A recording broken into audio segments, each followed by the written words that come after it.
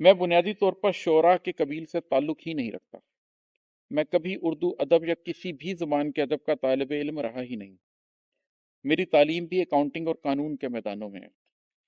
میں نے نہ کبھی مشاعرے پڑھے ہیں، نہ شعراء کی محفل میں اٹھا بیٹھا ہوں، اور میرا سر دست ایسا کوئی ارادہ بھی نہیں ہے۔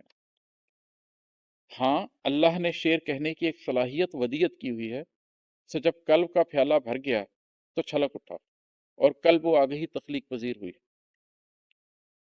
قارئین نے میری دلچسپیوں کے بارے میں جو سوالات اٹھائے ہیں ان کا مکمل تذکرہ تو شاید نثر کی 2 یا 3 کتب میں ممکن ہو، مگر یہاں اتنا کہہ سکتا ہوں کہ میری بنیادی دلچسپی کے مضامین 4 ہیں۔ ان میں پہلا تو نفس انسانی، اس کا ارتقاء، تنزلی اور ترقی کو جیسے میں سمجھا ہوں وہ ہے۔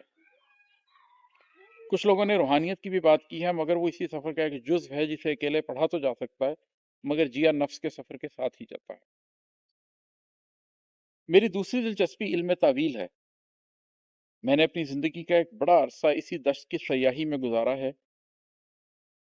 تیسرے طور پر میں علم آخر الزمان میں نہ صرف یہ کہ دلچسپی رکھتا ہوں بلکہ اس کی عملی شکل پر بھی بہت کام کر چکا ہوں۔ اب اسرت نشینی کے بہت برسوں کے بعد اس بات کو مناسب نہیں سمجھتا کہ سارا سفر اپنے اندر ہی رکھوں اور اپنے ساتھ ہی لحد میں لے جاؤں۔ یہاں سے میرا آخری شوق پھوٹتا ہے جو ٹریننگ اور ڈیولپمنٹ کا ہے۔ اس کا مقصد انفرادی اور اجتماعی حیثیت میں قلوب انسانی کو حقیقت سے روشناس کرنا ہے۔ جہاں بس اتنی ہی تمہید کو کافی سمجھتا ہوں کہ اس سے قارئین یہ سمجھ پائیں گے کہ شاعری کی یہ کتاب ایک نظریاتی اور عملی انسان کی زندگی کا تعارف ہے، اور اس میں دیدہ بینا کو وہ سفر نظر آ سکتا ہے جو شاید کل کو اس کے بھی نصیب میں ہو۔ کتاب کی دوسری اشاعت میں خوشائند بات یہ ہے کہ اشاعت اول میں طباعت کی کچھ غلطیاں رہ گئی تھیں جن کی تصحیح کر دی گئی ہے۔